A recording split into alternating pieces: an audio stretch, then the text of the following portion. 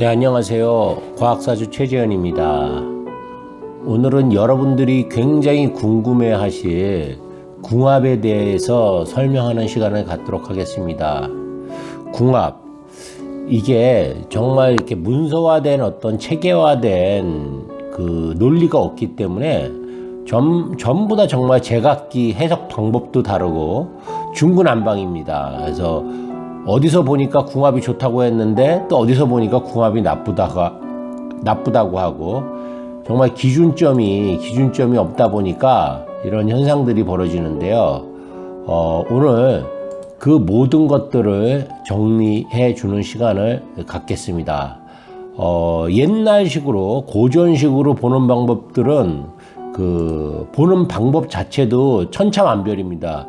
그리고 문제는 시대가 바뀌었기 때문에 맞지 않는 부분들도 상당수 있고 실제 요즘 그 결혼하시는 분들하고 임상을 해보니까 진짜 다르게 해석해야 될 부분들도 상당히 많음을 알 수 있었습니다. 일단 고전 방식의 이 궁합 방법은 뭐 연주는 예를 들어서 조상의 어떤 근거고 뭐 월주는 부모의 그 어떤 환경이나 또 자신의 그 환경이고 그 다음에 일지가 뭐 개인에서 시지는 뭐 자식의 그 말년을 나타낸다 이런 식으로 원형 이정 기법에 의해서 이렇게 보는 방법이 주로 쓰였고요.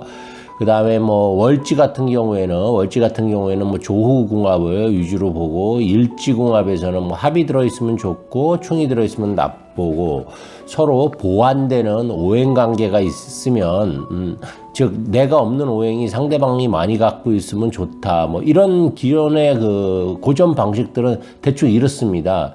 근데 뭐 상당히 근거 있는 얘기들도 있고요. 좀 바꿔야 되는 얘기도 있고 그렇습니다. 특히 조후궁합 같은 경우에는 좀 문제가 있어요. 그러니까 월지가 서로 상반된 게 좋다 뭐 이런 식으로 표현을 하는데 예를 들어서 해자축월에 태어난 사람들 추울 때 겨울에 태어난 사람들은 사오미월 즉 여름에 태어난 사람들과 잘 맞는다. 뭐 이게 습하고 조하고의 어떤 조화적인 측면, 조후적인 측면이나 사주의 균형 관계로 봐서는 좋을 수가 있습니다. 물론. 그런데 이거는 사주의 그 조습 관계로 봤을 때 좋은 것이지 실제 부부 생활을 하는 데 있어서는 안 좋을 수도 있습니다. 이것은 어떤 의미냐면 요즘은 개인의 어떤 만족도가 더 중요한 시대가 되었다는 거예요. 예전에는 한번 결혼하면 이혼이라는 게 없지 않습니까? 부인이 마음에 안 들거나 남편이 마음에 안 든다고 해서 이혼을 할 수가 없지만 즉 요즘 세상은 어떻습니까? 성격 차이, 정말 성격 차이나 뭐 이런 어떤 사소한 문제로도 이혼을 하는 것이 요즘 세태 아닙니까? 그래서 그런 거에 비추어 보면 이 월지궁합은 상당히 위험한 점이 있습니다. 그러니까 월지궁합을 속궁합이라고도 하는데 부부 생활이요. 이제 잠자리 관계에서도 이제 사주를 보면 사주에서 주로 이제 그 성생활에 관한 그런 문제는 성적인 문제는 식상과 인성이 담당하고 있습니다. 십성으로는요. 그리고 이제 그 오행상으로는 뭐 목수나 화 뭐 이런 것들이 담당하고 있는데요. 문제는 이 조후궁합이 정반대일 경우는 성적인 성향이 전혀 반대일 수가 있다는 거예요. 예를 들면 해자축월에 태어났는데 화기가 전혀 없는 그런 사주는 거의 불감증이라고 보시면 돼요. 예, 성적인 그런 어떤 욕구가 없습니다. 거기다가 뭐 식상까지도 우선 오행을 먼저 보시고 그 다음에 그 식상까지도 무력하다고 하면 전혀 성적인 어떤 욕구가 없는 분이거든요. 근데 반대적으로 뭐 식상의 화에 해당이 되든지 목에 해당이 되든지 이렇게 강력하면서 또 인성도 잘 뒷받침돼서 지구력도 풍부한 사람들은 한마디로 말해서 병광세란 말이에요. 근데 그 병광세와 그 동목과의 만남은 이게 성적으로 맞냐 그거예요. 둘 다 불만족스러울 수밖에 없어요. 그러니까 성적인 관계를 싫어하는 사람들은 그게 고통으로 느껴질 것이고 또 그걸 좋아하는데 못하는 사람은 또 그것 자체가 고통으로 느껴질 수 있었거든요. 그러니까 옛날 과거에는 이런 개인적인 어떤 뭐 행복 추구라고 해야 되나요? 이런 것들이 별로 중요하지 않았지만 현대는 이런 것들이 중요하기 때문에 단순히 조후적으로 맞는다고 해서 개인 만족도가 높다고 이렇게 볼 수가 없는 거예요. 그래서 이것은 현대적으로 또 재해석해야 될 분명히 부분이 있습니다. 그래서 자신의 성향을 아는 게 가장 중요해요. 일단은요, 자신의 성향이 내가 어떤 사람인지, 무엇을 좋아하고 무엇을 싫어하는지, 그리고 내가 원하는 그 배우자는 어떤 사람이 나하고 잘 맞는지, 이런 어떤 개인적인 행복 추구에 관한 성향들을 먼저 파악하는 것이 굉장히 중요합니다. 그래서 그 오행상으로 오히려 비슷한 관계에 있는 사람들끼리 더 잘 어울릴 수가 있는 거예요. 예를 들어서 여성분도 성적인 관계를 좋아하고 남성분도 그걸 좋아한다고 하면 그게 둘이 잘 맞는 거예요. 근데 둘 다 싫어해도 그것도 잘 맞는 거예요. 둘 다 싫어하면 정신적으로 추구하면 되거든요. 예를 들어서 뭐 간목이라든지 무토가 만나면 그냥 정신적으로 가면 됩니다. 예, 정신적으로 가면 되는 거고, 예를 들어서 뭐 그 생산성이 극대화된 그런 뭐 예를 들어 임수라든지 을목이라든지 뭐 이런 사람들이 만나면 또 그 에로스적으로 가면 되는 거거든요. 물론 이제 다른 체성들도 뒷받침이 돼야 되겠지만 이제 그 일간을 기준으로 한다면 그렇습니다. 그래서 예전에는 단순히 그 조후적과 그다음에 억부적인 측면만 그 궁합으로 봤다고 하면 요즘은 개인 행복 추구권이 만들어졌기 때문에 그런 것들을 추구하는 그런 그 패러다임이 있기 때문에 지금은 반드시 조후하고 억부만 봐서는 안 된다는 거예요. 서로 궁합을 그 디테일하게 봐서 서로 성향적으로 어떤지 식상과 특히 인성관계를 잘 봐야 됩니다. 그래야지 그 개인 행복에 관한 그 어떤 만족도가 결정이 된다. 어느 정도 선에서 만족이 된다. 이렇게 볼 수가 있습니다. 그 외에 이제 고전 옛날 방식의 궁합은 뭐 비슷한 것들이 또 상당히 있습니다. 일단 일간궁합 같은 경우에는 궁합은 이제 어떤 가치관이나 생각 등을 나타내거든요. 그래서 일단 일간은 서로 상생관계면 좋습니다. 합의돼도 아주 좋고요. 더 좋겠죠. 합의되거나 상생관계면 좋고, 상극이나 이제 충이 되면 별로 안 좋겠죠. 그리고 이왕이면 남자가 양이고 여자가 음인 것이 좋은데 바뀌어도 상관은 없습니다. 단지 이제 조화가 중요한 겁니다. 그래서 이제 정말 이제 피해야 되는 거는 이제 상극인 궁합인데, 이때는 이제 여자가 양이면서, 남자가 음인 것은 별로 좋지가 않겠죠. 예를 들어서 여자 일간이 그 임수일 경우에 남자 일간이 정하면 이거는 괜찮습니다. 이거는 괜찮은데, 남자 일간이 병화인데 여자 일간이 임수다. 요거는 이제 밑에에 따라서 또 다른 체성에 따라서 좀 달라지긴 하는데, 일단은 요거 하나만 갖고 봤을 때는 별로 좋다고 볼 수가 없겠죠. 또 금도 마찬가지입니다. 금도. 예. 남자가 예를 들어서 신금인데 뭐 여성이 을목이다. 이런 것은 뭐 서로 뭐 그렇게 좋은 거는 아니지만, 그래도 남자가 여자를 극하는 거기 때문에 이거는 어느 정도 그 음양오행의 원리에 좀 부합이 되지만, 여자가 신금인데 남자가 을목이다. 요거는 조금 고려해야 되는 그런 대상이 됩니다.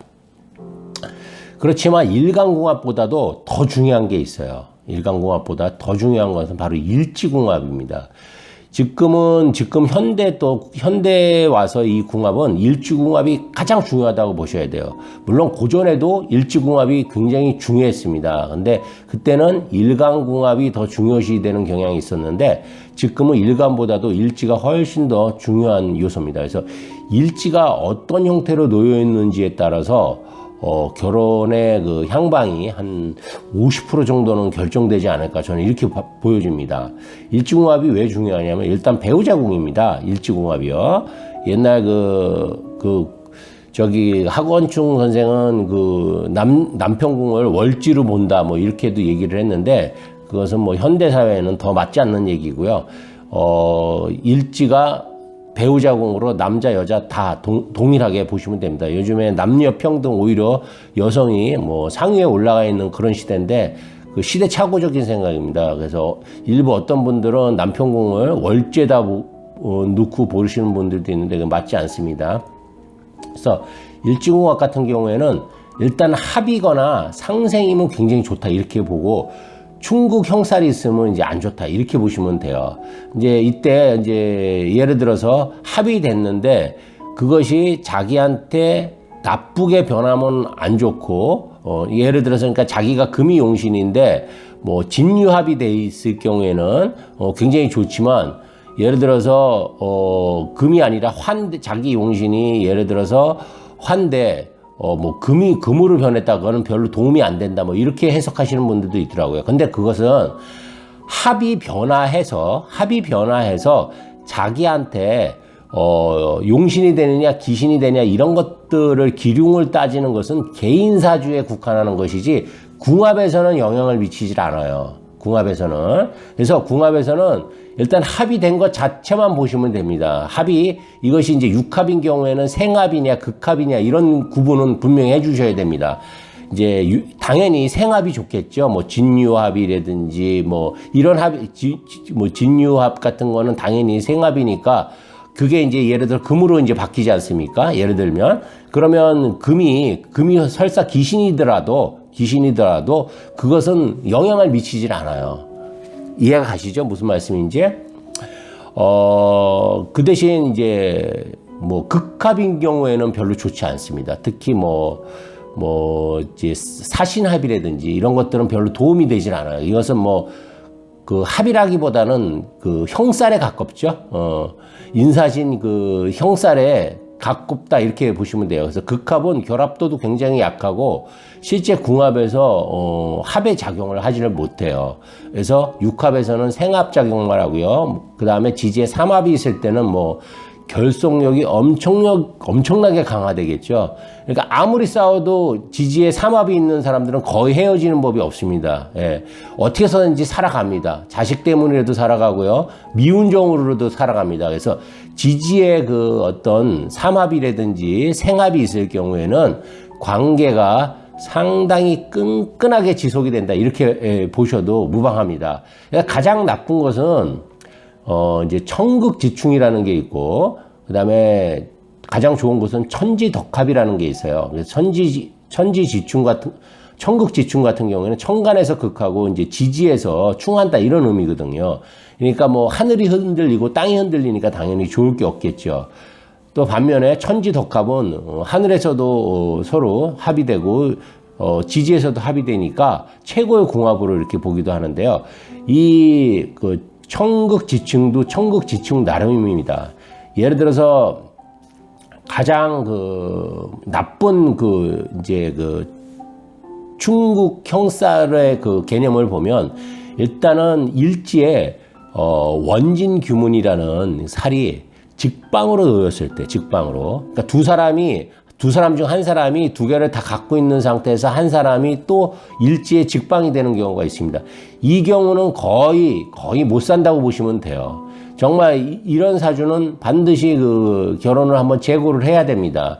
그 외에 직방은 뭐든지 안 좋아요. 직방이라는 건 뭐냐면 두 개를 다 갖고 있는 상태에서 어떤 형충해파를 두 개를 다 갖고 있는 중에서 한 사람이 그것을 또 하나를 갖고 있는 경우예요. 그래서 그것이 중첩되고 가중되는 그런 형태를 보여주는 거거든요. 그러니까 두 배가 되는 거죠. 흉의 세기가. 그래서 천간의 극보다도 지지의 충이 훨씬 더 강력하게 작용한다는 것을 아셔야 돼요. 이게 천간에는 충이 없습니다. 천간에는 방향성이 없기 때문에 충이 없습니다. 그 천간에는 극이라고만 설명을 해야 돼요. 지장간이 없지 않습니까? 근데 이제 지지에만 충이 있는 겁니다. 그래서 지지의 충이 훨씬 더 충격이 큰데요. 지지의 충은 지금 원진기문 직방살하고 그 다음에 천라지망 직방살, 그 다음에 인신충 직방살, 그 다음에 좌우충 직방살, 사해충 직방살, 뭐 이런 것들이 그다음에 묘신은 이제 저 원진 기분에 포함이 되니까 이런 살들이 직방으로 있을 경우에는 결혼 생활 유지가 거의 불가능하다고 보시면 돼요. 어떤 이유로든지 헤어지거나 사별하거나 또 혹은 또 별로 살더라도 뭐 이런 경우는 있습니다. 만약에 살게 되면 멀리 떨어져서 뭐 주말 부부라든지 월말 부부식으로 이렇게 살아갈 수는 있습니다. 예, 그렇지만 실질적으로 부부 관계 자체는 행복할 수가 없겠죠. 예, 그래서 근데 이제 그 반면에 이제 천지 덕갑 사주도 이제 또 나름입니다. 천지 덕갑이 되면 기본적으로는 무조건 좋겠죠. 좋은데 이 천지 덕합 일간 또 일주만 이렇게 천지 덕합이 돼야지 다른 데까지 전부 다 합이 너무 많으면 오히려 다정도 병인양 한다고 집착으로 변해요. 합이 많다는 것은 꼭 좋은 작용만 있는 게 아니에요.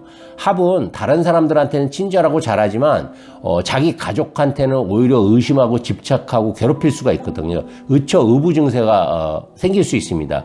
왜냐 합이라는 것은 소유욕에서 발생이 되거든요. 소유욕이 발생하면 내 것이기 때문에 자꾸 관리가 들어갑니다. 소중한 대신 내 것이기 때문에 소중한 대신 그거에 대한 집착도 엄청나게 강해지거든요. 그래서 의심이 많아집니다. 그래서 부인이나 뭐 남편이 조금만 늦어도 문자 자주 보내시는 분들 있죠. 자기 어디야? 지금 몇 시에 들어와? 누구랑 있어? 이렇게 물어보는 사람. 이런 사람들은 그런 그 의심이나 합이 너무 많은 경우입니다. 그래서 뭐든지 과유불급이라고 아무리 좋은 합도 적당히 있어야지 좋은 것이지 많으면 절대 좋지가 않습니다. 그것은 뭐 충이나 합이나 똑같습니다. 그래서 일단은 일지궁합까지만 보면 대충 이 사주하고 같이 살아야 되는지 말아야 되는지 나하고 궁합이 맞는지 안 맞는지 알 수 있습니다. 그 외에 서로 이제 자기가 부족한 절대 필요 오행 같은 것들이 있습니다. 내 사주에 예를 들어서 내 사주가 너무 조열한데 아주 뜨거운데 물이 없다. 물이 용신이다. 그래서 물이 용신이다 하면 상대가 일간이 그 수인 사람, 그러면서도 수기가 많은 사람이 그거는 당연히 보완이 되니까 너무너무 좋겠죠. 그래서 궁합은 이런 오행간의 궁합 오행간의 그 보완이 굉장히 중요하다고 또 할 수가 있습니다. 이것은 고전 방식이나 현대 방식이나 똑같습니다. 보는 방법이요. 그리고 그 다음에 이제 십성으로 보는 궁합이 또 있습니다. 십성으로 볼 경우에는 예를 들어서 내가 인성이 발달했다면 식상이 발달한 사람이 자기하고 맞는 겁니다. 한 사람은 받아주고 한 사람은 떠들고 이렇게 해서 떠들고 받아주고 이런 관계들이 인아웃이 잘 돼야지 부부관계가 정신적으로 원활하겠죠. 예를 들어서 둘 다 인성만 발달하고 식상이 하나도 없다. 그러면 그 집은 들어가면 절간이겠죠. 조용하겠죠. TV 소리만 날 겁니다. TV 소리. 예. 서로 얘기를 안 하니까. 뭐 정제가 있으면 편제가 있고 이게 잘 맞는 거예요. 정제는 들어주고 편제는 떠들고 또 식상은 떠들고 인성은 듣고 이런 어떤 인아웃 관계들이 십성으로는 이렇게 잘 맞습니다. 물론 또 그 십성도 체성별로 전부 다 다릅니다. 즉 뭐 목의 뭐 인성과 그 금의 인성은 또 다르고요. 또 목의 목의 그 식상과 금의 그 식상은 또 다릅니다. 예, 그래서 그런 것들은 체성별로 물론 다른 건 있지만 기본적으로 이제 십성을 이렇게 십성으로 궁합을 보면 그런 어떤 관계들 또 재관이 발달한 사람은 또 식상이 발달한 사람하고 재관이 발달한 사람은 뭐 식신하고 또 그다음에 재성이 식신하고 인성이 발달한 사람들 이런 사람들하고 잘 어울리겠죠. 항상 이런 것들은 서로 보완 관계가 있습니다. 보완 관계가. 그래서 신약한 사주는 신강한 사주하고 또 잘 맞습니다. 내가 고집이 센데 상대도 고집이 세면 호랑이하고 사자하고 만나면 뭐 사이가 좋을 리가 없겠죠. 예, 그래서 그것도 또 신강 신약으로도 궁합은 또 이렇게 맞춰볼 수가 있습니다. 그래서 이렇게 종합적으로 맞춰보는데 가장 중요한 것은 아까도 말씀드렸지만 일지궁합이고요. 그리고 오행간에 서로 상호 보완 관계가 되는지 안 되는지, 그리고 개인 행복 추구에 관한 그런 어떤 성향들이 성적인 성향이 맞는지 안 맞는지 이런 것들이 굉장히 중요하다고 할 수 있습니다. 그래서 다인이 이런 말을 했습니다. 강한 것이 살아남는 게 아니라 변화하는 것이 살아남는다. 적자생존이라고 그러죠. 예. 그래서 종의 개운이라는 책에서 이제 그런 얘기를 했는데요. 사주도 마찬가지입니다.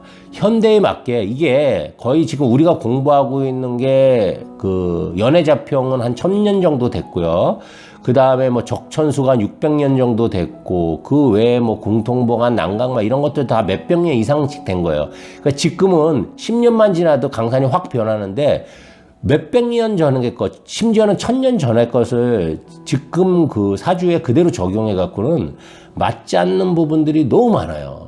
예, 지금은 예전에는 직업이라는 게 뭐 산업공상으로 4가지밖에 분류를 못했지만, 지금은 직업의 종류만 해도 정말 너무너무 많고요. 예전에는 여성이 직업이 없지 않았습니까? 그래서 예전에는 그냥 관성을 남자 결혼하는 것을 직업으로 본 거예요. 직업으로. 그래서 남자를 그냥 관성으로 봤어요. 근데 요즘에 그걸 적용시키면 전혀 안 맞아요. 20% 30%도 안 맞아요. 여자가 관을 남자로 쓰는 경우보다 직장으로 쓰는 경우가 훨씬 더 많아졌어요. 그건 옛날 방식이거든요. 그래서 관성운이 들어오면 남자를 만난다. 결혼한다. 이거는 맞지가 않아요. 그 해석을 하면 관성운 들어왔을 때 결혼하는 여자 거의 없습니다. 오히려 식상운 들어왔을 때 결혼하는 여자가 오히려 있어요. 식상이라는 것은 내 표현이니까 내가 표현하고 내가 뭔가 이렇게 하고 싶어 하는 그런 욕구가 생기는 거거든요. 식상이 들어왔다는 것은. 근데 그것을 단순히 관성운이 들어왔다고 해갖고 여자가 결혼한다? 이거는 맞죠. 관합이라면 좀 틀립니다. 왜냐하면 관합이라는 것은 기본적으로 그거는 관성 때문이 아니고 합이라는 것 때문에 어떤 설렘이 만들어지기 때문에 결혼하는 거예요. 콩깍지가 치우기 때문에 결혼을 하는 것이지 그것이 그 관성 때문에 결혼하는 것이 아니거든요. 그래서 제가 이제 얼마 전에 그 사주 그 황민아 씨하고 김종민 씨 사주를 봤는데, 김종민 씨는 합이 들어왔더라고요. 각기합이 뭐 연운하고 대운에서 들어왔기 때문에 설레임이 만들어졌어요. 근데 황민아 씨는 관성운이 들어오긴 했지만 전혀 그 합이나 어떤 이런 형태가 없어요. 가중되는 형태가 없다고. 그러니까 시점이 만들어지지 않았다는 거예요. 단순히 관성원만 들어왔다고 해갖고 결혼 시점이 만들어지지 않습니다. 그 뭔가 중첩되고 그 합이나 어떤 그 상관의 기운이나 이런 것들이 들어와야지 그 결혼 시점이 만들어지는 거예요. 여성 같은 경우에는요. 그래서 그런 시점들이 전혀 안 보여요. 그러니까 황민아 씨는 전혀 결혼할 그런 생각이 만들어지지가 않는 거죠. 그래서 근데 제가 몇 년 동안 봤는데 없더라고요. 그래서 조금 늦게 결혼하지 않을까. 특히 임자일주니까 자기 자신을 굉장히 잘 컨트롤하고 감출 수 있겠죠. 보여주고 싶은 부분만 정확하게 보여줄 수 있겠죠. 임자일주들이 굉장히 또 점잖거든요. 그래서 이런 궁합을 볼 때 특히 근데 그 두 분은 자오충이 걸려 있더라고요. 배우자궁이 정확하게 깨져 있어요. 그러니까 궁합이 굉장히 안 좋은 거죠. 예, 일단은 개인적으로 그 자오충이 배우자궁이 깨졌다는 것은 마이너스 무조건 50점은 먹고 들어갑니다. 궁합에서 마이너스 50점. 그런데 이제 방송용이라 그런지 뭐 그게 최고의 궁합이다 뭐 이런 식으로 뭐 역술가도 뭐 이런 궁합은 처음 봤다 뭐 이런 식으로 뭐 이렇게 써놨더라고요. 물론 방송용이겠죠. 사주 공부 1년 이상만 하신 분은 그거 딱 보는 순간에 이 궁합은 깨져 있네, 배우자궁이 안 좋네, 이걸 바로 알 수 있는 정도의 수준이니까. 어쨌든 이 궁합이라는 것은 개인 사주를 기반으로 한 그 일종의 파생 상품이라고 할 수 있어요. 그래서 궁합을 또 전체적으로 너무 또 이렇게 중요시할 필요는 없어요. 왜 그러냐면 개인 궁합이 더 중요하니까. 개인 궁합에서 파생된 상품에 불과해요. 궁합이라는 것은. 그래서 궁합이 좋아도 헤어질 수는 있어요. 개인 궁합이 너무너무 안 좋으면. 근데 기본적으로 그렇습니다. 개인 궁합이 좋으면요, 궁합도 웬만하면 좋아요. 궁합이라는 것 자체가 개인 궁합이 너무 안 좋잖아요. 그럼 궁합은 정말 좋기가 어려워요. 그러니까 그런 특징들이 있는 거예요. 개인 사주를 기반으로 하는 거기 때문에 그렇습니다. 그래서 궁합이 설사 좀 안 좋더라도 물론 개운법이 또 있어요. 이 사주는 제가 항상 주장하는 게 사주는 병이 있으면 반드시 약이 있고 처방전이 있어야 된다고 생각을 합니다. 만약에 진단만 있고 처방이 없으면 그것은 사주로서의 기능을 못하는 거예요. 그래서 반드시 너가 나쁘면 왜 나쁜지를 설명해 줘야 되고 그거에 대한 처방전을 반드시 내려줘야 돼요. 그래서 이 궁합이 정말 상극인 경우에도 천극지충이 돼도 살 수 있는 방법이 분명히 있습니다. 개운법을 쓰면 돼요. 그 가장 좋은 개운법이 업상대체입니다. 업상대체. 업으로서 내가 내 사주의 그 나쁜 기운들을 빼주는 거예요. 부부가 동시에 같이 업상대체를 하면 더 좋습니다. 그래서 실제로 저한테 이제 오시는 분들 중에서도 궁합을 보러 오신 분들 중에서도 천극지충인데 천국지충에 철라지망이 뭐 이렇게 직방살로 놓여 있거나 이런데도 잘 사시는 분들이 있어요. 그분들은 보면 부부가 두 분 다 경찰관이시거나 교도관이거나 이런 업상대체가 된 거예요. 두 분이 뭐 한 분은 의사고 한 분은 선생이거나 이런 식으로 업상대체가 됐습니다. 그래서 사시는 거예요. 아니면 이제 주말 부부나 월말 부부도 있어요. 근데 남편분은 뭐 이제 대학병원 뭐 원장님 뭐 무슨 과장님이시고 그래서 실질적으로 한 달에 한 번밖에 못 뺀대요. 근데 둘 사이에는 그냥 서먹서먹한데 그냥 잘 사시는 거예요. 그런 게 이제 업상대체거든요. 그 다음에 이제 뭐 장명을 한다든지, 그 다음에 방향, 색깔, 그 다음에 풍수, 이런 것들로, 개운법을 좀 쓸 수가 있습니다. 그러면 이제 많이 상쇄가 되고 좀 완화가 되겠죠. 궁합이 좀 안 좋더라도요. 어쨌든 궁합이라는 것은 뭐 굉장히 중요하긴 합니다. 개인 사주가 더 중요하긴 하지만 궁합도 뭐 무시해서는 물론 안 됩니다. 그래서 어떤 사람을 만나면 이 사람하고 내가 맞는지 그 사람의 개인 사주를 우선 보고 그 사람의 인성이나 성향이나 또 앞으로 미래 운을 보면서 이 사람이 어떤 운로로 흘러갈 것인가, 그리고 그 사람이 그 과유불급이 무엇인가, 넘치는 것은 뭐고 상가해야 될 것은 뭔가, 이런 것들을 전부 다 기본적으로 안 상태에서 궁합을 보시는 게 가장 현명한 방법입니다. 근데 오늘은 궁합에 대해서 간단히 얘기해 봤는데요. 사실 궁합은 제가 하루 종일 얘기를 해도 할 게 많을 정도로 예시도 굉장히 많고요. 할 얘기도 굉장히 많아요. 그래서 제가 나중에 지금은 다른 책을 쓰고 있는데요. 지금 다른 책을 지금 현재 집필 중인데, 이 사주의 알레르기에 대해서 쓰고 있거든요. 그 사주의 알레르기와 그 60갑자 각각의 그 일주마다의 그 알레르기와 어떤 것이 좋고 나쁘고 어떤 특성이 있는지, 이런 책을 지금 쓰고 있습니다. 그래서 누구나 자기의 일주만 알면 자기의 기본적인 성향을 알 수 있게, 일주만 알면 어느 정도 자기에 대해서 30%에서 50% 정도는 기본적으로 파악할 수가 있거든요. 일주에 그 정도의 정보가 다 나와 있습니다. 나머지 것들은 이제 일주를 기반으로 해서 보시면 기본적으로 나올 수가 있거든요. 그래서 그 책을 쓰고 있는데, 그 책을 다 쓰고 나면 정말 궁합을 세분화시켜서 궁합 전문 책을 또 쓸 예정입니다. 그래서 궁합은 재미도 있고 할 얘기도 굉장히 많습니다. 그래서 제가 연예인 궁합들을 많이 올리는데요. 물론 그 생년월일이 정확하지 않을 수도 있는데, 요즘은 인터넷에 나와 있는 생년월일이 거의 80% 정도는 정확하더라고요. 제가 그래서 또 이렇게 다른 경로를 통해서 지인들한테 이렇게 좀 물어보기도 하고 해서 알아본 결과는 비슷한 경우나 거의 맞는 경우가 상당수 있더라고요. 옛날 분 같은 경우에는 음력을 많이 사용하기 때문에 그런 것들을 좀 조심해야 되는데, 그 80년대 이후부터는 거의 음력을 안 쓰세요. 특히 80년대 중반 이후부터는 거의 양력으로 쓰기 때문에 잘 맞습니다. 단지 12월생이나 1월생 같은 경우에는 좀 조심해서 보셔야 돼요. 왜 그러냐면 그때는 그 절기로 보기 때문에 해가 안 넘어갈 수가 있습니다. 1월생 같은 경우에. 황민아 씨 같은 경우에도 1월 31일이기 때문에 해가 안 넘어갑니다. 그래서 그것을 단지 그 연도만 보고 판단하면 그 띠가 달라질 수가 있겠죠. 왜냐하면 사주는 절기학으로 보는 거기 때문에 입춘을 기준점으로 해서 바뀌기 때문에, 그래서 그런 것들을 좀 세심하게 보셔야 돼요. 어쨌든 사주에서 가장 좋은 것은 천지덕합이고, 좀 안 좋은 것은 천극지충이고, 그 다음에 원진기문, 철라지망 이런 직방살이 있을 경우에는 좀 피해야 된다. 그렇지만 반드시 병이 있으면 약이 있다. 처방전이 있으니까 또 너무 걱정하지 마시고, 너무 안 좋다고 하더라도 용기를 갖고 찾아오시면 개운법을 또 정확하게 알려드리겠습니다. 이 세상에 극복 못할 그런 운명은 없어요. 어떤 사람들이 제가 이렇게 제가 벌써 사주만 공부한 지가 20년이 넘었고요.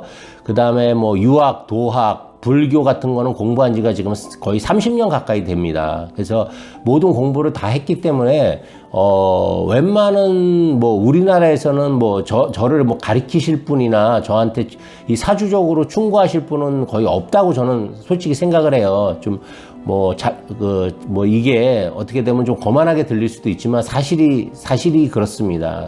그런데도 불구하고 저한테 이렇게 자꾸 뭔가 이렇게 그 잔소리를 해주시는 분들이 댓글로 그 어떤 일반화의 오류 같은 것이죠. 물론 저도 일반화의 오류를 범할 수는 있어요. 근데 이것을 사주라는 게 보이지 않는 학문이지 않습니까? 이게 수학처럼 수치화된 학문이 아니기 때문에 기계 학문이기 때문에 그래요.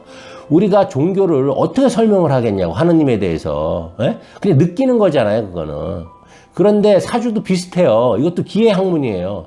그러니까 설명하기가, 그래서 사주를 가리키는 게 어떻게 보면 굉장히 어렵습니다. 사주를 가리킨다는 것 자체가 어떻게 보면 그 부처의 그 깨달음이 있죠. 그거를 가리키는 거하고 비슷해요. 이 사주도 자기가 정말 진정한 고수가 되기 위해서는 이 사주라는 학문이 깨달음으로 확 와야 돼요.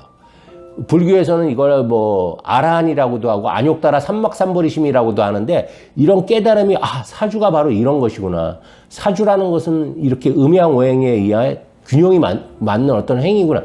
이런 깨달음이 수십 차례, 수백 차례 왔을 때 이게 비로소 고수가 되는 겁니다. 이게 암기식으로 사주 공부를 아무리 외워도 이거 절대 풀리지가 않아요. 기계 학문이기 때문에 그래요. 사주 8글자를 딱 보는 순간에 이 글자들이 막 살아서 좀 더 꿈틀꿈틀 움직이면서 거기서 다 튀어나와야 돼요. 정보들이. 거의 10초에서 30초면 다 튀어나와야 됩니다. 이 사람이 기본적인 성향이 어떻고, 뭘 추구하고 지금 어떤 생각을 하고 있고, 어떤 게 지나치고 어떤 게 부족한지, 과유불급이 뭔지, 그리고 지금 이 사람이 어떤 운이 들어와 갖고 이 사람의 심리 상태가 뭔지, 뭘 하고 싶은지, 또 뭐가 하기 싫은지, 이런 것들이 한눈에 전부 다 들어와야 돼요. 그것은 정말 뭐 단시간 내에 뭐 3개월 과정, 6개월 과정 공부해 갖고는 절대 그것을 성취할 수는 없습니다. 이거는 반드시 시간이 걸리는 학문이에요. 물론 속도 차이는 있습니다. 목화가 잘 돼 있는 사람들은 흡수 속도가 굉장히 빠르겠죠. 그리고 인성만 있어도 안 되고, 인성과 식상이 적절하게 있는 사람들은 정말 굉장히 습득 속도가 빨라요. 그 빛이라는 게 원래 열과 빛이 빠르잖아요. 그 전달 속도가. 그렇듯이 배움도 목화가 있는 경우에는 굉장히 속도가 빠릅니다. 그 중에서도 또 톡까지 있으면 한정시켜 주니까 굉장히 좋겠죠. 안정감이 있으면서도 빠르게 습득할 수 있겠죠. 어쨌든 이런 개인의 그 성향에 따라서 빠르고 늦는 건 있겠지만, 사주 공부라는 것은 정말 시간을 두고 익혀야 돼요. 내가 그리고 항상 외우기만 하면 안 되고 스스로 생각을 해야 됩니다. 궁리를 해야 돼요. 왜냐하면 이것은 뭐냐? 이렇게 원리를 계속 끊임없이 생각을 해야 돼요. 암기가 아니라, 목생화라는 게 도대체 뭐지? 목생화하면 목이 화를 생해준다. 이렇게 생각해갖고 사주는 단 한 발자국도 진보할 수가 없습니다. 목생화라는 건 서로 상생이라고 그러잖아요. 서로 상자거든요. 왜 목이 화를 생해줄까? 목이 화를 생해준다는 의미는 뭘까? 이 원리는 또 뭘까? 어디에서 근거가 온 것일까? 목생화 다음에는 무엇이 있고, 목생화 전에는 무엇이 있을까? 이런 것들을 종합적으로 생각하면서 계속 끊임없이 떠올려야 됩니다. 그리고 그것을 스스로 깨달았을 때 사주는 이제 한순간 확 올라가거든요. 그래서 사주 공부는 가장 중요한 게 음양오행이에요. 음양오행이 기반으로 딱 돼서, 그 다음에 뭐 십성도 있는 거고, 12운성도 있고, 신살도 있는 거고, 다 있는 거예요. 그 다음이. 음양오행, 사주 뭐 비법이 있다고 그러죠. 뭐 사주가 뭐 비법이 있다고 그러는데, 사주의 비법이라는 것은 다른 거 없어요. 글자 하나하나가 다 비법이에요. 천간 10글자와 지지 12글자 그 하나하나에 다 비법이 담겨 있습니다. 그것을 철저하게 자기 것으로 만들었을 때, 체화시켰을 때, 그게 비법이 나오는 거예요. 기축일주와 무술일주를 딱 봤을 때 같은 톤인데 이게 무슨 차이가 있는지 기로 느껴야 돼. 기로. 하나는 현실적으로 가고 하나는 뭐 정신적으로 간다. 이거 외에도 뭔가 어떤 글자 자체에 들어있는 것들과 또 그 글자들이 결합됐을 때 거기서 나오는 그 에너지들을 귀로 느낄 수 있어야지 사주가 풀린다는 것이에요. 그래서 저한테 이제 뭐 댓글 다루시는 분은 사실 제가 지우거나 그냥 그 대답을 잘 안 하는 편이에요. 왜 그러냐면 이게 뭔가 그래도 맞아야 되잖아요. 그리고 저한테 그 진짜 멀리서 지방, 저 밑에 지방에서 KTX라고 저는 맨날 그러는데 자기는 그 뭐 JR인가 그걸 타고 올라온다고 그러더라고요. 근데 하여튼간 그렇게 멀리서 매주 올라오셔서 저한테 공부를 배우시는 분들도 있어요. 그런데 그런 분들한테 또 미안하잖아요. 제가 너무 많은 것들을 이렇게 무료로 이렇게 오픈을 해버리면, 그 비싼 돈을 주고 또 멀리서 와갖고 이렇게 배우시는 분들한테는 또 그게 또 미안한 일이기 때문에 최소한의 범위 내에서만 제가 그 길을 말씀을 드리는 겁니다. 사주를 어떻게 공부해야 되고 궁합은 왜 중요한지 또 개인 사주가 더 중요한 이유는 뭔지 이런 것들을 스스로 생각할 수 있는 그런 어떤 계기를 만들어 주는 거예요. 오늘 날씨가 굉장히 좋습니다. 오늘 날씨가 너무 좋고요. 오늘 제가 이제 2시에 오늘 하루 즐거운 하루 되시고요. 다음에 더 좋은 내용으로 찾아뵙겠습니다. 최재현이었습니다.